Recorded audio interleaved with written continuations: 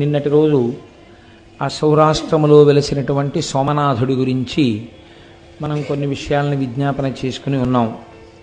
శ్రీశైలే మల్లికార్జునం జ్యోతిర్లింగములన్నింటిని గురించి ఒక్కసారి శివమహాపురాణాంతర్గతముగా ప్రస్తావన చేయబడిన విషయమే కనుక ఒక్కసారి దాన్ని పరిశీలన చెయ్యాలి అని అనుకున్నాం. శ్రీశైలం సాక్షాత్తుగా మన ఆంధ్రదేశంలోనే కర్నూలు జిల్లాలో వెలిసి ఉన్నటువంటి స్వయంభూలింగమూర్తి ఉన్నటువంటి క్షేత్రం. పైగా విశేషించి అష్టాదశ శక్తిపీఠాల్లో శ్రీశైలంలో ఉన్నటువంటి భ్రమరాంబిక అమ్మవారు ఆ తల్లి శక్తిపీఠం. అంత గొప్ప క్షేత్రం. శ్రీశైల క్షేత్రం గురించి శంకర భగవత్పాదులు చాలా గొప్ప ప్రస్తావన చేశారు. నేను ఎందుకు ఈ మాట అంటున్నానంటే, శంకరాచార్యుల వారు సాధారణంగా క్షేత్రాల గురించి స్తోత్రాలలో అంతగా స్పృశించినట్లు మనకు కనపడదు. కానీ వారు శివానందలహరి చేస్తూ మధ్యలో ఉన్నటువంటి శ్లోకాన్ని శ్రీశైలం గురించి ఆయన మాట్లాడారు. సంధ్యారంభ విజృంభితం శృతిశిరస్థానాంతరాధిష్ఠితం అంటూ. సంధ్య అన్న మాటకు అసలు అర్థం ఏమిటండి? సంధ్య అంటే రెండిటికి మధ్యలో ఉన్నది సంధ్య. చీకటి వెళ్ళిపోయి వెలుతురు వస్తోందనుకోండి, దాన్ని ప్రాతఃసంధ్య అని పిలుస్తాం. అంటే ఉదయవేళలో ఏర్పడినటువంటి సంధ్య. అలాగే సాయంకాలం వేళ వెలుతురు వెళ్ళిపోయి చీకటి వస్తోందనుకోండి, సాయం సంధ్య అని పిలుస్తాం. రెండిటి మధ్యలో ఉన్నదాన్ని సంధ్య అని పిలుస్తాం. సంధ్యారంభ విజృంభితం అన్న శ్లోకం కూడా మధ్యలోనే ఉంది శివానందలహరికి. అది కాకతాళీయమా? శంకరాచార్యుల వారు ఏదైనా చెప్పాలని అనుకుంటున్నారా అందులో? ప్రత్యేకించి ఆ శ్లోకంలో శంకరాచార్యుల వారు శ్రీశైలంలో ఉన్నటువంటి మల్లికార్జునుడి గురించి ప్రస్తావన చేశారు. ఎందుచేత అంటే, సంధ్యారంభ విజృంభితం శృతిశిరస్థానాంతరాధిష్ఠితం సప్రేమ భ్రమరాభిరామమసకృత్సత్వాసనాశోభితం అంటూ భ్రమరాంబిక అమ్మవారి యొక్క నామాన్ని అందులో ఉటంకించారు. శివాలింగితం అని పూర్తి చేస్తూ పార్వతీదేవి చేత ఆలింగనము చేయబడిన స్వరూపంగా దర్శనం చేశారు ఆయన. ఇందులో మీరు తెలుసుకోవలసినటువంటి రహస్యం ఒకటి ఉంది. సంధ్య అన్న మాటయే ఆత్మ.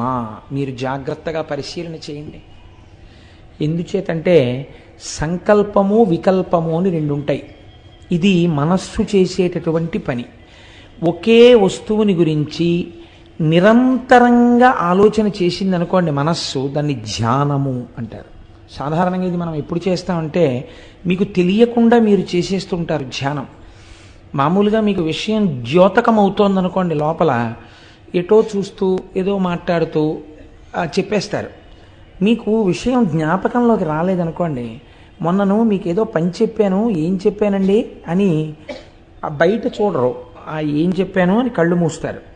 కళ్ళు మూసుకోగానే మీరు జ్ఞాననేత్రం మీద ఒక్కసారి ధ్యానం చేశారన్నమాట ఆ వస్తువు గురించి. ఆజ్ఞాచక్రం మీద మనస్సు పెట్టగానే అది జ్ఞాపకానికి వస్తుంది. ఇది లౌకిక విషయాల్లో మనం చేస్తూ ఉంటాం. నిజంగా ధ్యానంలోకి అన్వయం చేసుకోవడం మనకి చేత కాదు. చేసుకుంటే చాలా అందంగా ఉంటుంది. ఇప్పుడు ఈ మనస్సులోంచి ఒక సంకల్పం వస్తుంది. అది ఏదో ఒక్క విషయం గురించే మాట్లాడింది అనుకోండి, అది చాలా గొప్ప విషయమై కూర్చుంటుంది. అలా మాట్లాడుతుంది. మీరు ఎప్పుడైనా మనస్సుని పరిశీలన చేయండి. అది ఏం చేస్తుందంటే, మీరు దాన్ని స్వేచ్ఛగా విడిచిపెట్టి ఓ 10 నిమిషాలు ఆగి ఇది ఇప్పటిదాకా ఏం చేసిందని వెనక్కి తిరిగి చూడండి. ఒక్క విషయం గురించి మాట్లాడదు. కాసేపు రేపు నేను ఇదొకటి చెయ్యాలి కదా, రేపు ఓంకార క్షేత్రం గురించి వస్తే గొప్ప విషయమే, భగవంతుడి గురించి ఆలోచించినట్టు అవుతుంది.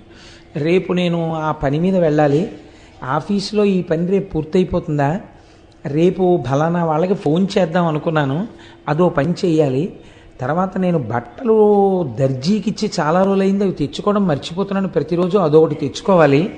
ఇప్పుడు ఎన్ని విషయాలు ఆలోచించింది అది? ఏ ఒక్క విషయం మీద ఎడతెగని ఆలోచన లేదు. ఇలా ఇలా ఇలా ఇలా ఇలా ఇలా ఎగురుతుంది వస్తువుల మీద. అది దానికి ఉన్నటువంటి స్వభావం మనస్సుకి.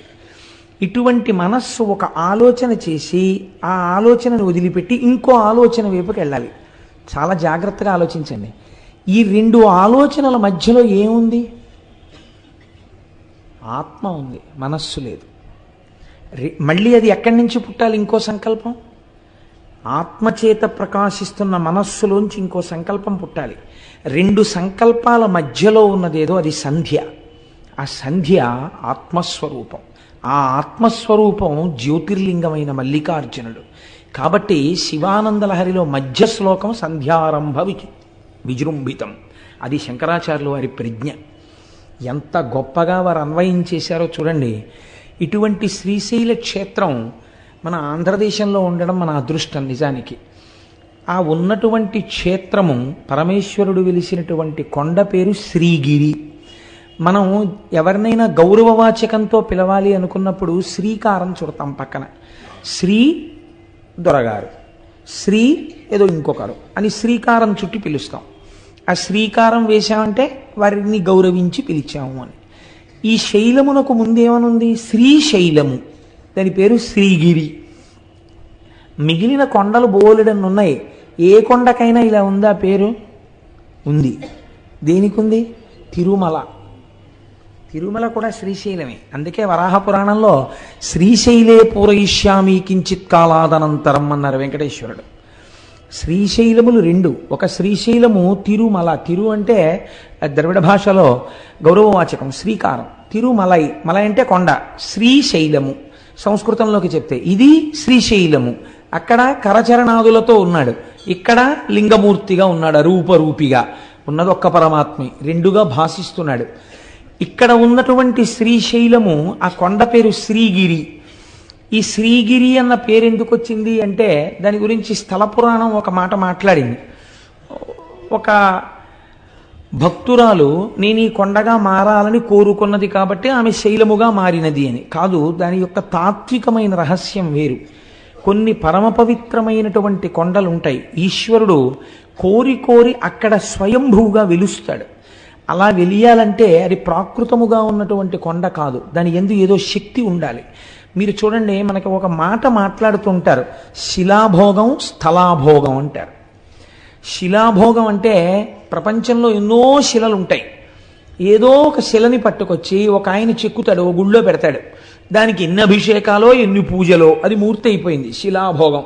అంతకన్నా గొప్ప మూర్తిని చెక్కి ఇంకో గుళ్ళో పెడతారు, ఆ గుళ్ళోకి వెళ్ళేవాడు ఉండడం.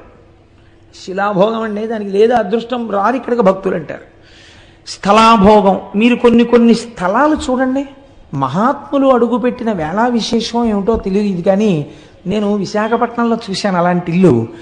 ఒక ఇల్లు ఉండేది, అంటే మా బంధువులే ఉండేవారు అందులో, అందుకని నాకు తెలుసు. చీకటి గుహ ఎలా ఉంటుందో గదులు అలా ఉండేవి ఆ ఇంట్లో. అంత చీకటి, అంత అలా ఉండేవి ఆ గదులన్నీ కూడాను. కానీ ఆ ఇంట మంగళతోరణం కట్టి మళ్ళీ మంగళతోరణం ఎండిపోయింది తీయడానికి టైం ఉండేది కాదు, మళ్ళీ తోరణం కట్టేసేవారు. ఎప్పుడూ శుభమే. ఆ ఇంట్లో ఎంత చిత్రం అంటే ఏదైనా శుభకార్యం జరగట్లేదంటే ఆ ఇంటికి వెళ్ళి ఓ 4 రోజులు ఉంటే శుభకార్యం అయిపోయేది. స్థలాభోగం, మీరు ఏమని చెప్పగలరు దానికి? స్థలాభోగం అనాలంతే. అంటే ఆ ఇంటికి ఏదో మహత్తరమైనటువంటి ఓ పెంకో ఏదో వచ్చేసింది అనమాట. ఆ స్థలం అటువంటిది. మనకి తెలియదండి ఒక్కొక్కసారి ఆ స్థలం అంత శక్తివంతమైందని మనం కనిపెట్టలేము, పెద్దలైతే కనిపెడతారు. శంకరాచార్యుల వారు పాదచారి అయి నడుస్తున్నప్పుడు ఒకానొక చోట వారు ఎండ నుంచి సేద తీరడం కోసమని కూర్చున్నారు. మంచి రోహిణీ కార్తె. అటువంటి సమయంలో ఒక కప్ప నీటిలోకి దూకలేకపోయింది, ఆ ఎండకి శోషించిపోయింది. పక్కన పుట్టలో ఒక పెద్ద నాగుపాం ఉంది. ఆ నాగుపాం పాకుతూ వచ్చి కప్పని మింగుతుందని శంకరాచార్యుల వారు చూస్తున్నారు. అది పడగ పట్టి ఆ పడగ నీటిలో కప్పకి విశ్రాంతినిచ్చింది. విశ్రాంతి తీసుకున్న కప్ప నీటిలోకి దూకింది. వెంటనే శంకరాచార్యుల వారు అంతర్ముఖులై చూశారు. ఒక నాగుపాం కప్పకి ఎందుకు పడగ పట్టింది, కాబట్టి స్థలానికి ఏదో ప్రాముఖ్యత ఉండాలి అని. అప్పుడు వారు లోపల అంతర్ముఖులై చూస్తే అది ఋష్యశృంగ మహర్షి తపస్సు చేసిన ప్రదేశం. అందుకే అక్కడ జీవులకు ఒకదాని పట్ల ఒకదానికి శత్రుభావన లేకుండా చెనకకుండా అంత సంతోషంగా కలసిమెలసి ఉంటున్నాయి. ఇంత పరమ పవిత్రమైన భూమి కనుక ఇక్కడే నేను మొట్టమొదటి పీఠాన్ని పెడతానన్నారు. అదే ఇవాళ మనం ఆరాధన చేసేటటువంటి శృంగగిరి పీఠం కర్ణాటకలో.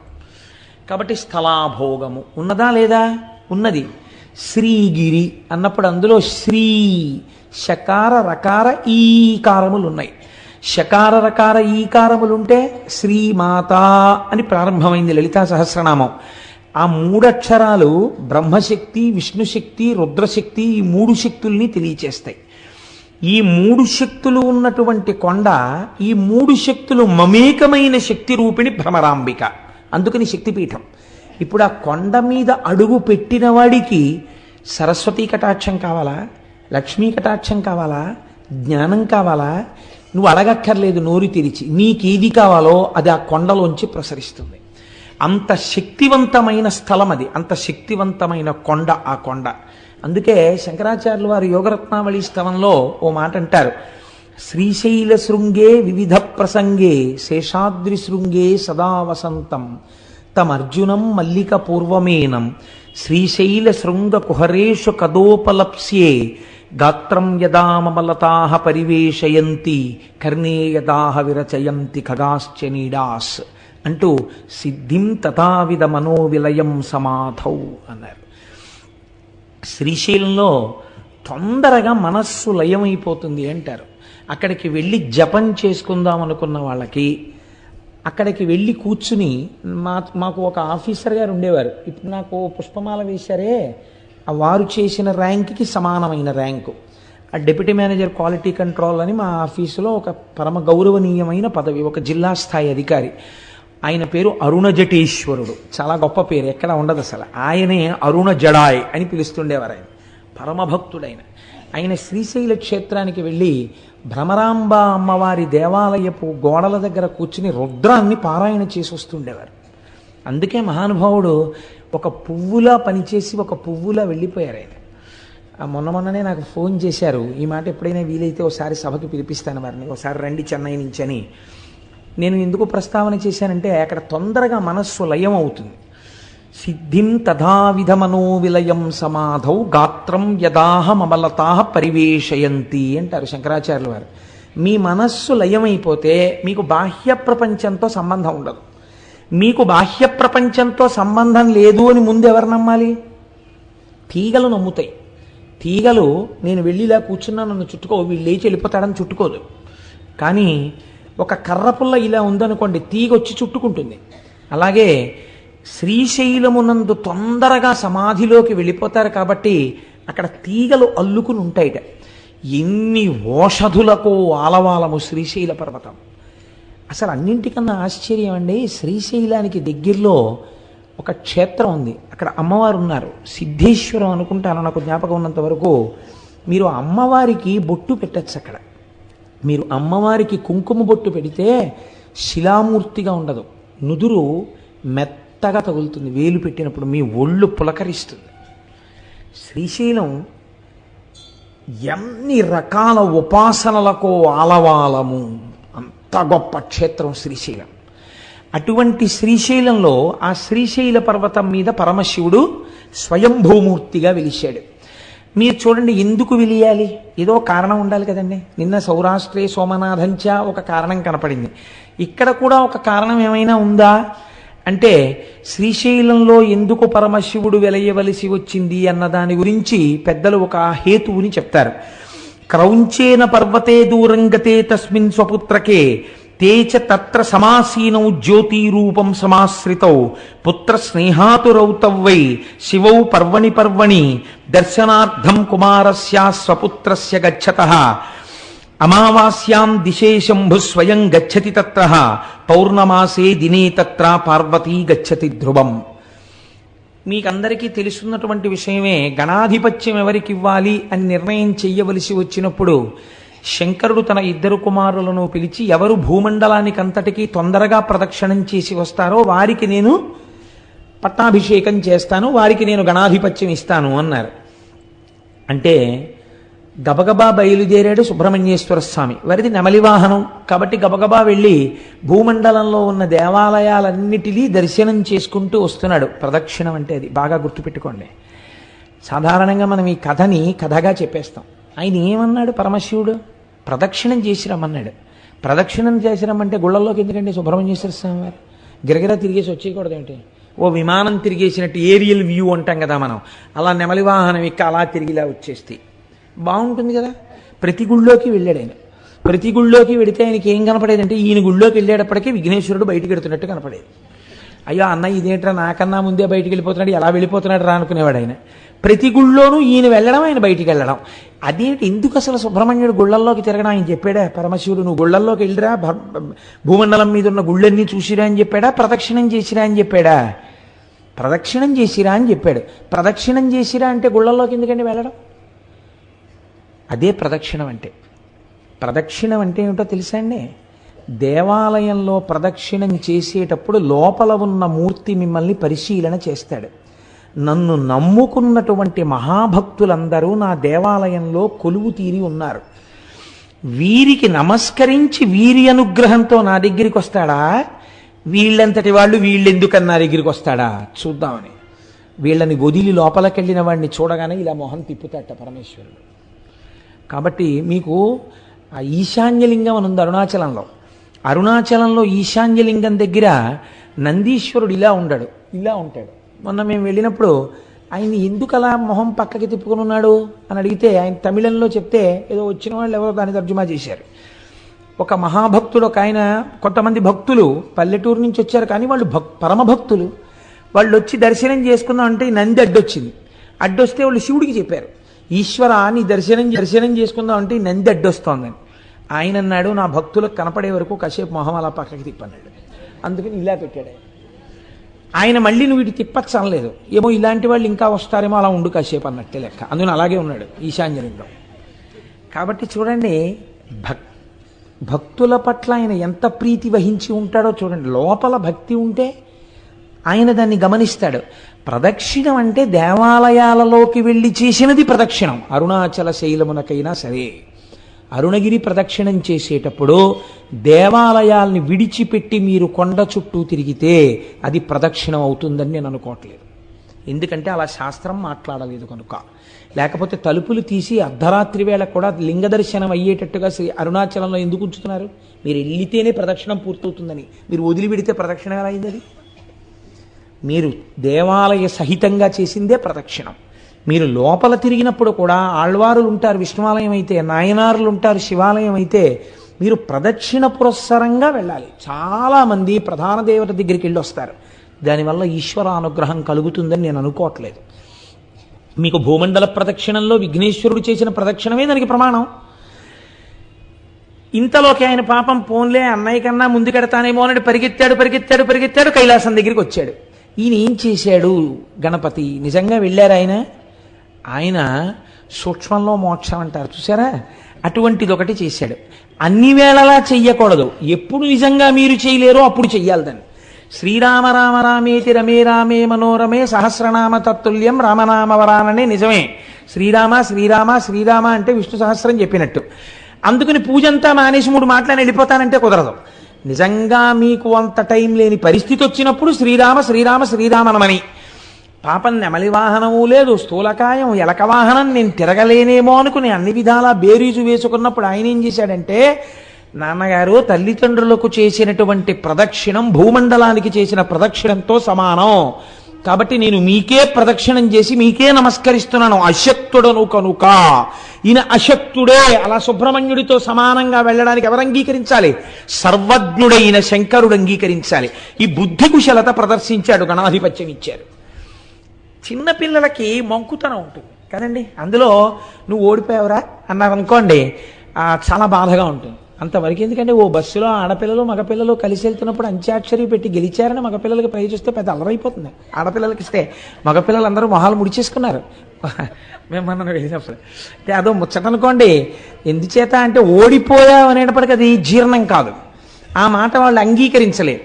అందుకే మనం ఇంగ్లీష్లో దానికి ఒక చమత్కారమైన మాట రన్నర్స్ అప్ అని పెట్టారు. ఏమిటో అంటే ఓడిపోయిన వారు అని అనకుండా ఇదేంటి, వీరిని గెలిచిన వారు వారు, వారిని గెలిపించిన వారు వీరు అని ప్రైజ్ ఇచ్చారనుకోండి, బహుశా సంతోషిస్తారేమో, ఓ మర్యాద ఉంది కాబట్టి. కనుక ఇప్పుడు సుబ్రహ్మణ్యుడు ఓడిపోయాడు, పెద్ద ఆయన గెలిచాడు, అందుకని వాడికి నేను పట్టాభిషేకం చేస్తున్నాను రా అన్నారు. అంటే అది అంగీకరించలేని అజ్ఞాని సుబ్రహ్మణ్యుడు కాడు. కానీ నాన్నగారు ఎలా అయినా ఈ ధర్మ సూక్ష్మం ఒకటి ఉంది శాస్త్రంలో అని చెప్పేసి అంగీకరించేసి ఆ అన్నయ్యకి చేసేశారు. అన్నయ్యకి చేసేశారని ఆయన బాధ కాదండో, అన్నయ్యకి చేసేశారని బాధ అయితే రావణాసురుడు కుబేరుడి మీద యుద్ధానికి వెళ్ళినట్టు యుద్ధానికి వెళ్ళాలి. ఆయనకి అది కాదు బాధ. ఓటమి వలన కలిగినటువంటి చిన్ని అక్కసు. చంటి పిల్లాడు కదండి సుబ్రహ్మణ్యుడు అంటే. ఆ మాత్రం లేకపోతే అందమే ఉంటుందండి పిల్లల దగ్గర. 70 ఏళ్ళు వచ్చినా పిల్లాడు అమ్మ దగ్గరికి వెళ్ళినప్పుడు అమ్మే, నాన్నగారి దగ్గరికి వెళ్ళినప్పుడు నాన్నగారే. పిల్లలు తల్లిదండ్రుల దగ్గర అలాగే ఉంటారు. అందుకని చిన్న కోపం వచ్చింది. కోపం వచ్చి నేను వెళ్ళిపోతున్నానని వెళ్ళిపోయాడు. ఎక్కడికి వెళ్ళిపోయాడు? ఎక్కడికి వెళ్ళిపోయినా తెలుస్తుంది వాళ్ళకి. వాళ్ళకి తెలియదేమిటి సర్వజ్ఞులు పార్వతీ పరమేశ్వర్ల కనుక చూశారు ఎక్కడికి వెళ్ళాడు వీడని. ఇంట్లో ఫంక్షన్ అయిపోయింది, పట్టాభిషేకం. ఓసారి వీడి దగ్గరికి వెడదాం రమ్మని కబురు చేశారు. రే నాన్న వచ్చి అదేమిట్రా, నేను రాను అన్నాడు. పిల్లలు చూడండి మూతి పుడుచుకుని మీద ఎక్కి కూర్చుంటారు. నేను రాను ఇంట్లోకి అంటారు. తండ్రి 2 రెక్కలు ఎత్తి తీసుకొచ్చేయగలడు ఇంట్లోకి, కానీ అలా తీసుకురాడు. వెళ్ళి చాలా బతిమాలతాడు. అందులో ఏముంది? తండ్రి ఓటం ఉందా? తండ్రితనం ఉంది, తల్లితనం ఉంది కదండి. ఇప్పుడు మీకు శ్రీశైల క్షేత్రం వింటే ఏమర్థం అవుతోంది? శివలింగాన్ని చూడగానే మీకు ఎంత పులకరింత రావాలి, నువ్వు మా తండ్రివి. అందుకని కదా ఇంత బతిమాలడమా సుబ్రహ్మణ్యుడి కోసం. అందుకని పార్వతీ పరమేశ్వరులు ఇద్దరూ కైలాస పర్వతం నుంచి సుబ్రహ్మణ్యుడి కోసం వచ్చారు. చూడండి, ఈ అరుగు మీద పిల్లాడు కూర్చుంటే దెబ్బలాడిన నాన్నగారి మీద కోపం వచ్చి పిల్లాడు అక్కడ కూర్చుంటే నాన్నగారు వెళ్ళి ఇలా పక్కన కూర్చుని ఏదో చెప్దాం అనుకునే వాళ్ళకి వాళ్ళు లేచి మళ్ళీ ఈ అరుగు మీదకి వెళ్ళిపోతాడు. అలా సుబ్రహ్మణ్యుడు ఓ 24 క్రోసులు ముందుకు వెళ్ళిపోయాడు. వెళ్ళిపోతే శంకరుడు ఎక్కడికి వెళ్ళి కూర్చున్నాడు? ఆయన వెళ్ళి మల్లెతీగల చేత చుట్టుకోబడినటువంటి ఒక అర్జున వృక్షం కింద ఆయన కూర్చున్నాడు. ఆయన వెడితే అమ్మగారు ఊరుకుంటుంది ఏంటి? ఆవిడ మహాపతివ్రత. ఆవిడ కూడా గబగబా వెళ్ళింది పక్కకి. వెళ్ళి ఆవిడ కూర్చుంది. ఏమిటండి వీడు మంకుతనం? మీ అంతటా ఆయన అసలు ఏం బొత్తిగా బుద్ధి లేదు, ఏం చిన్నవారా చితకవారా? ఏమిటి మీ పెద్దరికని తెలుసుకోకుండా ఏమిటి మీరే బతిమాలు వస్తే వాడు వెళ్ళిపోవడం ఏమిటి అంది. పోన్లేదు పిల్లాడు అన్నారు. అని మొట్టమొదట అమావాస్య రాగానే చీకటి కదా, కొత్త ప్రదేశం కదా, ఒక్కడు ఎలా ఉన్నాడో ఏమిటో అని ముందు శంకరుడు వెళ్ళాడు. వెళ్ళి అయిపోయింది, అప్పటికి ఆలక తీరిపోయింది. వెళ్ళిపోయి అదే దండాయుధపాణి అంటారు ఆయన. వెళ్ళి ఆ పిల్లాడి దగ్గర కూర్చుని ఏంట్రా నాన్న ఇలా వచ్చావు అంటే అప్పటికి ఆయన మహాజ్ఞానిగా నిలబడ్డాడు. అంటే కోపం పోయింది. ఆ క్షేత్రం మనం దర్శనం చేస్తాం. అందుకే ఈయన అమావాస్య నాడు వెళ్ళి దర్శనం చేసి వస్తారు. ప్రతి పౌర్ణమి నాడు అమ్మవారు వెళ్ళి దర్శనం చేసి మళ్ళీ వస్తుంటుంది శ్రీశైలానికి. పిల్లాడికి దగ్గరలో ఉన్నామనిపించుకోవడానికి అక్కడే ఉండి చక్కగా ఇద్దరిని చూస్తూ సుబ్రహ్మణ్యుణ్ణి చూసుకుంటూ ఎలాగో వచ్చాం కదా ఈ క్షేత్రానికి, ఇక్కడ చక్కగా ఈ మల్లె చెట్టు కిందకు వచ్చాం కదా అని పిలిచారు. ఎవరు ప్రార్థించారని పిలిచారు? ఇందులోనే మీరు శ్రీశైలానికి సంబంధించినటువంటి ఒక గొప్ప రహస్యాన్ని పట్టుకోవాలి. సుబ్రహ్మణ్యుడు అలిగితే తండ్రితనం చూపించి వచ్చాడైన. సుబ్రహ్మణ్యుడు అలిగితే తల్లితనం చూపించి వచ్చాడైన. మీరు కూడా అలక చేతనో అజ్ఞానం చేతనో అబ్బెబ్బే భగవంతుడు ఎక్కడండి, అన్నీ నేనే ఈ శరీరం చూపించుకుని భగవంతుడికి దూరం అయిపోయాం మనం కూడా కదండి. ఇలా దూరం అయిపోయిన వాళ్ళు ఎవరైనా ఉంటే వాళ్ళ దగ్గరికి నేనే వెళ్ళిపోతానని చెప్పొచ్చి ఆయన శ్రీశైలంలో కూర్చున్నాడు. దూరం అయిపోయిన వాళ్ళని వెతుక్కుంటూ ఆయన వస్తే ఆయన మా అమ్మా నాన్నగారు అక్కడ కూర్చున్నారు అనుకుని మీరే శ్రీశైలం వెళ్ళారనుకోండి, ఎంత సంతోషపడిపోతాడండి. నా పిల్లలు చూడవే, కడుపున పుట్టిన వాడికన్నా వీళ్ళు నా పిల్లలే చూడు నా కోసం వచ్చాడు అని పొంగిపోతాట. అందుకే శ్రీశైల మల్లికార్జునుడిది ధూళి దర్శనం. ధూళి దర్శనం అంటే మీరు కాకినాడలో బయలుదేరి శ్రీశైలం వెళ్లే లోపల ఓ 10 గంటలో 15 గంటలో నిద్రపోతారు. ఏ బట్టలో కట్టుకుని ఏ హోటల్లోకో వెళ్ళి అన్నం తినేస్తారు. ఆ పచ్చడి గిచ్చడి మీద పోసేసుకుంటారు. ఓ 2 మాటలు మూత్ర విసర్జన చేసేస్తారు. ఇంకో మాట అవసరమైతే ఇంకొక శంక కూడా తీర్చుకుంటారు. ఆ బట్టలతో శ్రీశైలం కొండ మీద కడతారు. వెళ్ళిన తర్వాత మీరు ఒక కాటేజ్ ఏదో తీసుకుని లోపలికి వెళ్ళి స్నానం చేసి శౌచంతో వెళ్ళి శివలింగాన్ని ముట్టుకున్నారు అనుకోండి, కొంచెం చిన్నబుచ్చుకుంటాడు ఆయన. ఏమిటంత శౌచంగా వచ్చాడు వీడు అని. మీరు ఆ శ్రీశైల క్షేత్రానికి వెళ్ళగానే కాళ్ళ నిండా మట్టి పట్టేసి కాళ్ళు కడుక్కోకుండా చేతులు కడుక్కోకుండా స్నానం చేయకుండా పూర్తి చేసుకున్న శరీరంతో, అనగా దూరదేశం నుంచి వెళుతున్నారనుకోండి, ఎంత అశౌచం అండి మరి.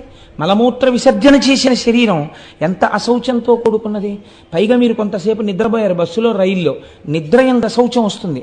ఎందుకంటే కొన్ని శరీరంలోంచి విసర్జింపబడవలసినవి బయటికి వస్తాయి, నిద్రపోతే పుసులు కడతాయి కళ్ళు. ఇటువంటివన్నీ ఏర్పడినప్పుడు మళ్ళీ స్నానం చేసి కానీ దేవాలయంలోకి వెళ్ళకూడదు. మీరు ఇన్ని అశౌచాలు దగ్గర పెట్టుకుని కాటేజీలో పెట్లు పారేసి ఈ మట్టి చేతులతో, ఈ మట్టి కాళ్లతో వీలైతే ఇంకోసారి శ్రీశైలం కొండ మీద ఒక కప్పు టీ తాగకపోతే ఉండలేనని తాగేసి కాళ్ళు కడుక్కోకుండా శ్రీశైలం గుడి దగ్గరికి వెళ్ళి ధూళి దర్శనానికి వచ్చామండి అని లోపలికి వెళ్ళి ఈ మట్టి కాళ్లతో మోకాళ్ళ మీద కూర్చుని మట్టి చేతులతో శివలింగాన్ని ముట్టుకుని చెమట పట్టేసిన మొహంతో శివలింగం మీద తల తాటిస్తే పొంగిపోతట ఆయన. వీడు రానా కొడుకంటట, సర్వకామ్య సిద్ధినిస్తట. దీన్ని ధూళి దర్శనం అంటారు శ్రీశైలంలో మీరు అందుకే దేవాలయం దగ్గరికి వెళ్ళి ఫలానా చోటు నుంచి వచ్చామండి, ధూళి దర్శనానికి వచ్చామంటే లోపలికి వెళ్ళిపోండి అంటారు. నేను ఎన్నో మాటలు శ్రీశైలంలో అలా ధూళి దర్శనం చేశాను. కాబట్టి ధూళి దర్శనం శ్రీశైలంలో చెయ్యాలి. ఎందుకు చెయ్యాలి అంటే, ఉదాహరణకి అంటే మీకు అర్థం అవడం కోసం చెప్తున్నాను సుమండి. 10 మాటలు కోటేశ్వరరావు ఎందుకు స్వవిషయం ప్రస్తావన చేస్తాడు అని మీరు అనుకోకండి. నా కొడుకు ఎక్కడో దూరంగా ఉండి చదువుకుంటున్నాడు అనుకోండి, ఒక రాత్రంతా బెర్త్ మీద నిద్రపోయి ముందు రోజు 3 గంటలకి రైలు ఎక్కి ఏ రైల్వే స్టేషన్లో కనపడినటువంటి పదార్థమో ఎడం చేతిలో పెట్టుకుని కుడి చేత్తో తినేసి అవన్నీ మీద పడిపోయిన చట్నీ మరకలతోటి ఆ చెమట పట్టేసిన మొహంతోటి ఆ రైలు దిగి అనుకోకుండా వాడి ఇంటికి వచ్చి తలుపు కొడితే నేను వెళ్ళి ఇలా తలుపు తీశాను అనుకోండి, తలుపు తీస్తే నా కొడుకు కనపడ్డాడు అనుకోండి, ఏమిట్రా ఇలా వచ్చావు అనుకోకుండా అన్నాను అనుకోండి, నాన్నగారండి నాకు గత వారం మీరు కల్లోకి వచ్చారు నాన్నగారండి, అందుకని 2 రోజులు అనుకోకుండా సెలవులు వచ్చాయి, ఇక్కడ ఏదో స్థానికంగా ఎన్నికలు జరుగుతున్నాయి సెలవులు ఇచ్చారు, మిమ్మల్ని చూడాలనిపించి వచ్చేసాను నాన్నగారండి అన్నాడు అనుకోండి అని నా కొడుకు నన్ను గట్టిగా పట్టుకున్నాడు అనుకోండి, నేను కూడా పుత్రగాత్ర పరిష్వంగం అని సంతోషంగా వాడిని నాన్న కల్లోకి వచ్చావా ఇంత కష్టపడి అని కౌగిలించుకుంటానా, దూరం స్నానం చేసిరా అంటానా? కౌగిలించుకుంటానంతే. తండ్రిగా మీకే ధూళి దర్శనం ఉంది కదండి. అంత దూరం నుంచి వచ్చిన కొడుకుని చూడగానే మురిసిపోయి కౌగిలించుకుంటున్నారే, శ్రీశైలలింగమునందు తండ్రితనం ఉంది. అందుకే మీరు అడిగారని రాలేదు, మీకోసమైన వచ్చాడు.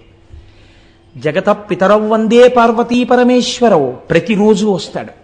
అసుర సంధ్య వేళలో భూమండలం మీది నుంచి వెడుతుందిట నందివాహనం. అందుకే ఆ సమయమునందు చెయ్యకూడని పనుల జాబితా కొన్ని చెప్పింది శాస్త్రం. మీరు భాగవతంలో విన్నారు, పునః ప్రస్తావన అక్కర్లేదు. అటువంటి సమయంలో శ్రీశైల పర్వతం మీద మాత్రం ఒక్కసారి దిగుతాట పరమాత్మ. అంత పరమ పవిత్రమైన సమయంలో మీరు శ్రీశైలంలో ఉండి నిజంగా శ్రీశైల దేవాలయంలో కూర్చుని ఆ సమయంలో శివాష్టోత్తర శతనామ స్తోత్రాన్ని మీరు చదువుకుంటున్నారు అనుకోండి. చదువుకుంటుంటే అక్కడ దిగిన పరమాత్మ ఎంత పరవశించిపోతాడు. ఇన్ని పేర్లు పెట్టి నన్ను పిలుస్తున్నాడు రావిడని. గుళ్ళో అక్కర్లేదు, మీరు ఏ కాటేజ్లో కూర్చుని చదివినా సరే మీ జన్మ చరితార్థమైపోయినట్టే. అందుకే శ్రీశైలంలో వెలిసినటువంటి పరమాత్మ ఒకరి ప్రార్థన చేత వెలియలేదు, స్వయంభూగా తనంత తాను వెలిశాడు. ఎందుకు వెలిశాడు? మీకు నాకు తల్లిగా తండ్రిగా వెలిశాడు ఆయన. అందుచేతనే అక్కడ ధూళి దర్శనం ఇచ్చాడు. అందరికన్నా చేతకాని వారెవరో వారి చేత పూజలు అందుకుంటాడు.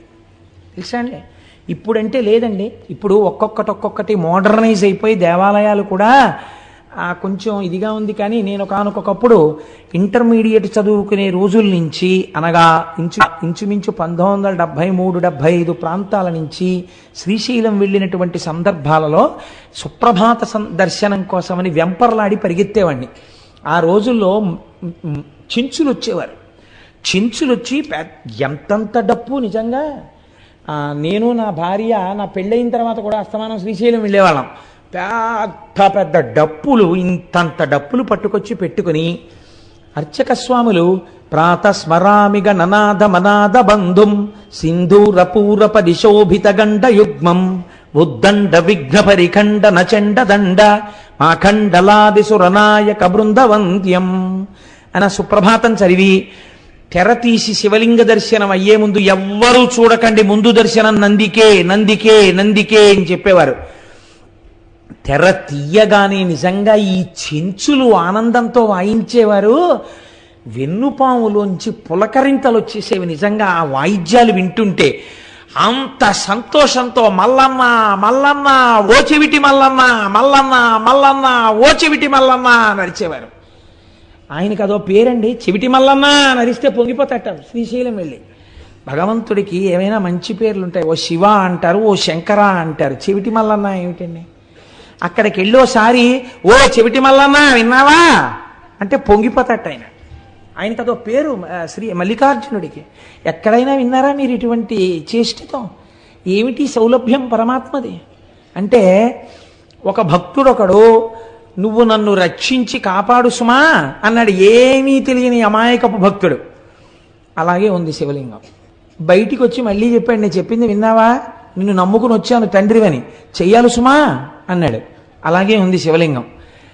విన్నాడా అని అనుమానం వచ్చింది. లోపలికి జనం వెళ్తున్నారు వస్తున్నారు, నేను చెప్తున్నాను విన్నాడంటావా, ఓ చెవిటి మల్లన్నో విన్నావా అన్నాడు.